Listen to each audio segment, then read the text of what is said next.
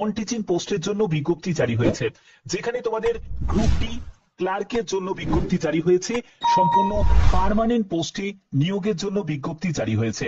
প্রত্যেকে তোমরা অপেক্ষা করছিলে যে স্যার গ্রুপ ডি এবং ক্লার্কের জন্য নন টিচিং পোস্টের জন্য বিজ্ঞপ্তির ব্যাপারে আপডেট দিন। তো আজকের ভিডিওর মাধ্যমে সেই আপডেট তোমাদের কাছে দিতে চলেছি, যেখানে অল ওভার ইন্ডিয়া প্রত্যেক প্রার্থীরাই আবেদন করতে পারো।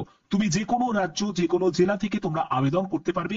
একদম লেটেস্ট আপডেট তোমাদের কাছে পৌঁছে দিচ্ছি, এবং এখানে আবেদনের শেষ তারিখ হচ্ছে 31শে জুলাই 2025। প্রত্যেকে আবেদন করতে পারো, একজন পুরুষ ক্যান্ডিডেট হোক বা মহিলা ক্যান্ডিডেট হোক, প্রত্যেকে আবেদন করতে পারবে। সম্পূর্ণ গুরুত্বপূর্ণ তথ্য তোমাদের কাছে এই ভিডিওর মাধ্যমে প্রোভাইড করতে চলেছি। তোমরা অবশ্যই ভিডিওটাকে শেষ পর্যন্ত দেখো, খুবই গুরুত্বপূর্ণ একটি আপডেট। তো তোমরা অবশ্যই কমেন্টে জানাবে যে কোন জেলা থেকে এই ভিডিওটা দেখছো। প্রত্যেকে তোমার জেলার নাম অবশ্যই তোমরা কমেন্টে জানাবে। তো চলো মূল পিডিএফে চলে যাচ্ছি। তো দেখতে পাচ্ছ তোমাদের এমটিএস যে পোস্টের জন্য টোটাল শূন্যপদ হচ্ছে 60টি, এবং এখানে তোমরা লেভেল 1 অনুযায়ী বেতন পাবে 18,000 টাকা থেকে 56,900 টাকা মতো তোমরা বেতন পাবে, প্লাস তোমাদের অ্যালাউন্সও থাকছে। এবং যারা পিডাব্লিউবিডি ক্যাটাগরি থেকে আছো তারাও এখানে আবেদন করতে পারো। এখানে তোমাদের এসেন্সিয়াল কোয়ালিফিকেশন তোমরা দেখতেই পাচ্ছ, যদি তুমি মাধ্যমিক পাশ করে থাকো তাহলেই তুমি আবেদন করতে পারবে, অথবা তুমি যদি আইটিআই করে থাকো তারাও আবেদন করতে পারে। তবে তোমার যদি হায়ার কোয়ালিফিকেশন থাকে, মানে তুমি যদি এইচএস পাস করে থাকো বা গ্র্যাজুয়েশন করে থাকো, তারাও কিন্তু আবেদন করতে পারবে। এখানে মিনিমাম যোগ্যতা হলো মাধ্যমিক পাস। ক্লিয়ার? এবং বয়স হচ্ছে 18 থেকে 40 বছর। তোমার বয়স যদি 18 থেকে 40 বছরের মধ্যে হয়ে থাকে, অবশ্যই তোমরা আবেদন করতে পারো। পরবর্তী আমরা দেখে নেব পরবর্তী কি পোস্ট আছে। সেটা হলো লোয়ার ডিভিশন ক্লার্ক, অর্থাৎ এলডিসি। এলডিসির জন্য এখানে শূন্যপদ দেওয়া যাচ্ছে 60টি, এবং এখানে তোমরা লেভেল 2 অনুযায়ী 19,900 টাকা থেকে 63,200 টাকার মধ্যে বেতন পাবে, এবং সঙ্গে তোমাদের অ্যালাউন্সও থাকছে। এবং এখানেও পিডাব্লিউবিডি ক্যাটাগরি থেকে যারা আছো তারাও আবেদন করতে পারবে। যোগ্যতা যেটি প্রয়োজন, তোমার যদি গ্র্যাজুয়েশন করা থাকে যে কোনো শাখায়, আর্টস থেকে হোক, সায়েন্স থেকে হোক বা কমার্স থেকে হোক, গ্র্যাজুয়েশন যদি করা থাকে তাহলে আবেদন করতে পারবে। ইংলিশে তোমাদের টাইপিং করতে হবে 35টি শব্দ প্রতি মিনিটে, এবং তোমাদের প্রফিসিয়েন্সি ইন কম্পিউটার অপারেশন, অর্থাৎ কম্পিউটার ব্যাপারে তোমাদের বেসিক নলেজ থাকতে হবে। এবং এখানেও তোমাদের বয়স 18 থেকে 40 বছরের মধ্যে হলে আবেদন করা যাবে। পরবর্তী পোস্টে চলে যাচ্ছি। পরবর্তী পোস্টটি হচ্ছে তোমাদের অ্যাসিস্ট্যান্ট পোস্ট, যেখানে তোমরা শূন্যপদ দেখতেই পাচ্ছ। লেভেল 6 অনুযায়ী বেতন পাবে 35,400 টাকা থেকে 1,12,400 টাকার মধ্যে তোমাদের বেতন থাকবে। সঙ্গে তোমাদের অন্যান্য সুযোগ সুবিধাগুলোও তোমরা পাচ্ছ। এবং এখানেও তোমাদের যোগ্যতা হচ্ছে গ্র্যাজুয়েশন যোগ্যতা, এবং এখানে তোমাদের 3 বছরের একটা অভিজ্ঞতার কথা বলা হচ্ছে ইউডিসি তে কাজ করার। ঠিক আছে? এবং তোমাদের এখানে লেভেল 4 যে পোস্টে তোমরা যদি কাজ করে থাকো তাহলে আবেদন করতে পারবে, এবং প্রফিসিয়েন্সি ইন টাইপিং কম্পিউটার, তোমাদের অ্যাপ্লিকেশনের ব্যাপারে, নোটিং ড্রাফটিং এর ব্যাপারে নলেজ থাকতে হবে। পরবর্তী পোস্টে চলে যাচ্ছি, সেটা হলো তোমাদের সেকশন অফিসার, যেখানে তোমাদের লেভেল 7 অনুযায়ী 44,900 টাকা থেকে 1,42,400 টাকার মধ্যে তোমাদের বেতন থাকবে। সঙ্গে অন্যান্য তোমরা অ্যালাউন্স তোমরা পেয়ে যাবে। এবং তোমাদের এখানেও তোমাদের যে কোনো শাখায় যারা গ্র্যাজুয়েশন করেছো তারা আবেদন করতে পারবে, এবং 3 বছরের একটা অভিজ্ঞতার কথা বলা হচ্ছে, এবং কম্পিউটারে তোমাদের বেসিক নলেজের কথা বলা হচ্ছে। পরবর্তী পোস্টটি হচ্ছে তোমাদের এখানে দেখো রেজিস্ট্রার।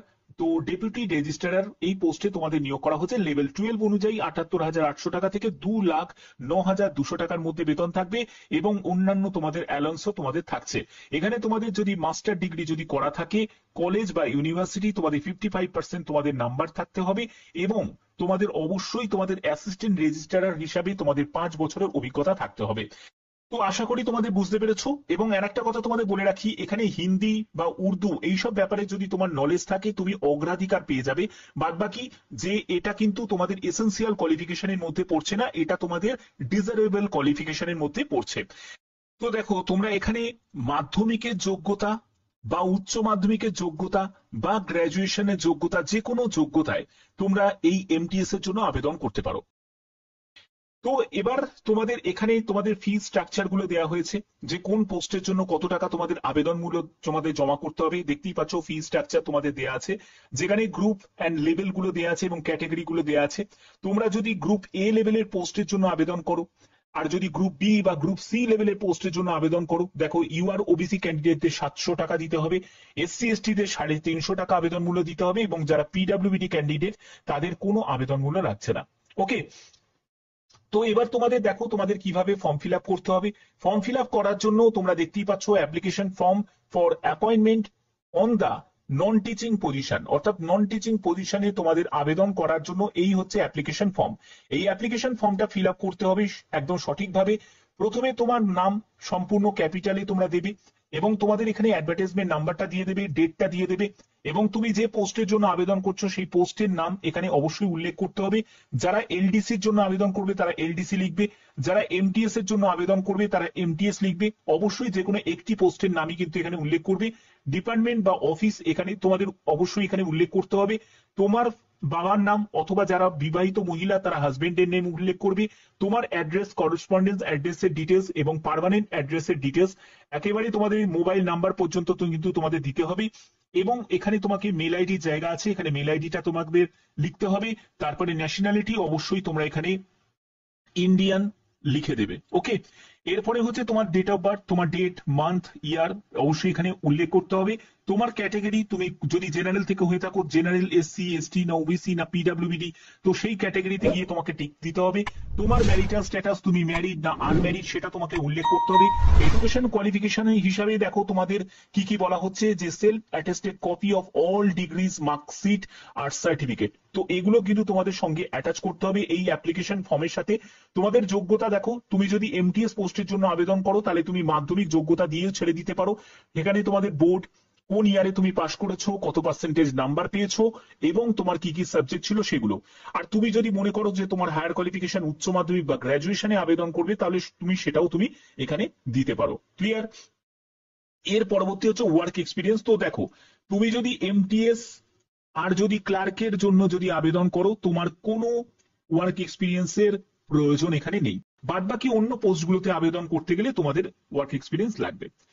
তো এই জায়গাটা থেকে বেরিয়ে গিয়ে তারপরে তোমাদের এখানে দুটো রেফারিজের নাম কিন্তু এখানে দিতে হবে এবং তার অ্যাড্রেস তোমাদের এখানে দিতে হবে।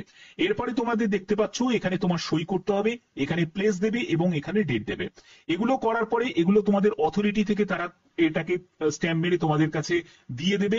এবং এই যে তোমাদের এই যে নিয়োগটি তোমাদের করা হচ্ছে সেটা হলো তোমাদের জামিয়া মিলিয়া ইসলামিয়া ইউনিভার্সিটির তরফ থেকে সম্পূর্ণ পার্মানেন্ট ভাবে নিয়োগের জন্য বিজ্ঞপ্তি জারি হয়েছে, যেখানে তোমরা ক্লার্ক, গ্রুপ ডি, এমটিএস এর জন্য তোমরা আবেদন করতে পারছো।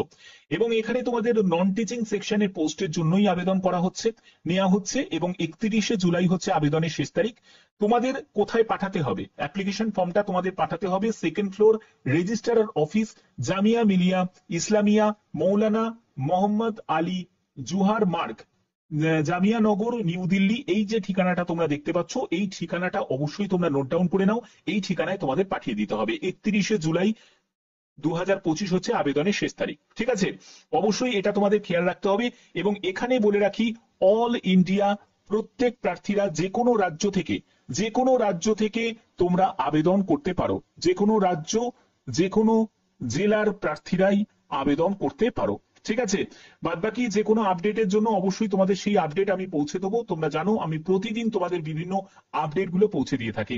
এখানে যারা যারা আবেদন করবে এটা ভালো একটা সুযোগ, যেহেতু তোমাদের পার্মানেন্ট পোস্টে নিয়োগ করা হচ্ছে, এটা প্রত্যেকের জন্য ভালো একটা অপরচুনিটি। তোমরা যদি চাও যে ক্লার্ক এবং তোমাদের এমটিএস এর জন্য সেপারেট ভাবে আবেদন করবে, তাহলে তোমাদের আবেদন করতে হবে আলাদাভাবে। তোমাদের এই যে আবেদন তোমাদের নেওয়া করা যাবে। এবং তোমাদের বলে রাখি, এখানে অ্যাপ্লিকেশন ফিস সেটাও কিন্তু তোমরা দিতে পারবে এবং সেটা কিন্তু নির্দিষ্ট দিনের মধ্যেই তোমাদের অ্যাপ্লিকেশন ফিসটা তোমাদের জমা করতে হবে। এবং অফিসিয়াল ওয়েবসাইট হচ্ছে এটা, অফিসিয়াল ওয়েবসাইটে ভিজিট করে তোমরা যাবতীয় তোমরা ইনফরমেশন পেয়ে যাবে।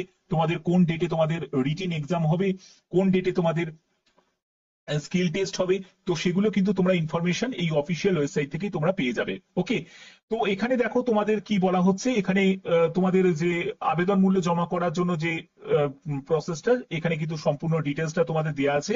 ভাবে তোমাদের আবেদন মূল্য জমা করবে সেই ডিটেলসটা কিন্তু এখানে ইনফরমেশনটা দেওয়া আছে। ঠিক আছে, ব্যাংকের ইনফরমেশনটা তোমাদের এখানে দেওয়া আছে। তো যারা যারা আবেদন করতে ইচ্ছুক তারা আবেদন করতে পারো। ঠিক আছে, এবং এখানে বলে রাখি, যেহেতু তোমাদের বাইরে যেহেতু পোস্টিং হচ্ছে, তোমরা অবশ্যই এখানে আবেদন করতে পারো। এবং এখানে তোমাদের সিলেকশনের জন্য তোমাদের একটি রিটেন টেস্ট, পরবর্তী সময় ইন্টারভিউ কিন্তু সব পোস্টের জন্য থাকবে না। যেমন হচ্ছে তোমাদের অ্যাসিস্ট্যান্ট বলো, ক্লারিক্যাল পোস্ট বলো, এগুলোতে তোমাদের কোনো ইন্টারভিউ থাকবে না। ওখানে তোমাদের শুধুমাত্র রিটিনের ভিত্তিতেই তোমাদের সিলেকশন করা হবে। এবং তোমাদের এখানে বলে রাখি, ঘাবড়ানোর কিছু নেই। এখানে উর্দু বা হিন্দি এই ল্যাঙ্গুয়েজে তোমাদের জানতে হবে বা এরকম কিছু, তাহলে অল ইন্ডিয়া ক্যান্ডিডেটের কথা উল্লেখ করতো না। এরা অল ইন্ডিয়া ক্যান্ডিডেটকে উল্লেখ করার পেছনে একটাই কারণ, যাতে প্রত্যেক প্রার্থীরাই আবেদন করতে পারে এবং সেই ভিত্তিতেই তোমাদের সিলেকশন করা হচ্ছে, অর্থাৎ রিটিনের ভিত্তিতেই কিন্তু এই সিলেকশনটা হচ্ছে। শুধুমাত্র আপার লেভেলের যে পোস্টগুলো আছে সেগুলোর ক্ষেত্রেই কিন্তু তোমাদের রিটিনও হবে, আবার ইন্টারভিউ হবে। কিন্তু লোয়ার লেভেলের যে পোস্টগুলো আছে সেই পোস্টগুলোতে শুধুমাত্র রিটিন তোমাদের হবে এবং তোমাদের স্কিল টেস্ট নেওয়া হবে। এবার স্কিল টেস্টের মধ্যে কি থাকবে, যেগুলো তোমাদের ধরো কম্পিউটার নলেজের যেগুলো পোস্ট আছে, যেমন হচ্ছে ক্লারিক্যাল যে পোস্ট আছে, সেই ক্লারিক্যাল পোস্টে তোমাদের টাইপিং স্পিড টেস্ট তোমাদের নেওয়া হবে, টাইপিং টেস্ট নেওয়া হবে। ঠিক আছে, তো এটা কিন্তু অনেক বড় সুযোগ। এই সুযোগটা অনেকের জন্যই কিন্তু একটা ভালো, কারণ কি দেখো, প্রথম কথা হচ্ছে এজ লিমিটটা অনেক বেশি, 18 থেকে 40 বছর। অনেক ওভার এজের যারা ক্যান্ডিডেট আছে তাদের জন্য এটা কিন্তু অনেক বড় সুযোগ, কারণ এটা তোমাদের কোনো কন্ট্রাকচুয়াল ভিত্তিতে নিয়োগ করা হচ্ছে না, সম্পূর্ণ স্থায়ীভাবে নিয়োগ করা হচ্ছে। ঠিক আছে, তো সেই দিক দিয়ে চিন্তা করে যাদের যাদের ওভার এজের ক্যান্ডিডেট আছো বা যারা মনে করছো যে বাইরেতে আমার কোনো অসুবিধা নেই, তারা এখানে আবেদন করতেই পারো। ঠিক আছে, বাদ বাকি তোমাদের সিদ্ধান্ত। এবার তোমাদের বলে রাখি যে তোমরা এখানে দেখো, আমি অফিসিয়াল ওয়েবসাইট থেকে তোমাদের দেখিয়ে দিচ্ছি কিভাবে তোমরা পিডিএফটা ডাউনলোড করবে, সেটা তোমাদের দেখিয়ে দিচ্ছি। অফিসিয়াল ওয়েবসাইটে ভিজিট করেছি, এর লিংক আমি ডেসক্রিপশনে দিয়ে দেবো এবং এই প্রসেসে তোমাদের চেক করতে হবে। এখান থেকে তোমরা জবস বলে যে সেকশনটা তোমরা দেখতে পাচ্ছ, এই মোর অপশনে তোমাদের ক্লিক করতে হবে। এখানে ক্লিক করার পরে তোমরা দেখতে পাবে যে 27শে জুন 2025 এই নোটিফিকেশনটা আউট হয়েছে, নন টিচিং পজিশন। দেখো এই জায়গাটায় গিয়ে ক্লিক করবে, এখান থেকেই তোমরা ফর্মটা পেয়ে যাবে, অ্যাপ্লিকেশন ফর্মটা তোমরা এখান থেকে পেয়ে যাবে। আমি কিন্তু অ্যাপ্লিকেশন ফর্মের পিডিএফ ডেসক্রিপশনে দিচ্ছি না, এখান থেকে তোমরা নোটিফিকেশনটাও পেয়ে যাবে, অ্যাপ্লিকেশন ফর্মের পিডিএফটাও তোমরা পেয়ে যাবে। এখান থেকে অবশ্যই তোমরা চেক আউট করে অ্যাপ্লিকেশন ফর্মের পিডিএফটা ডাউনলোড করে নেবে।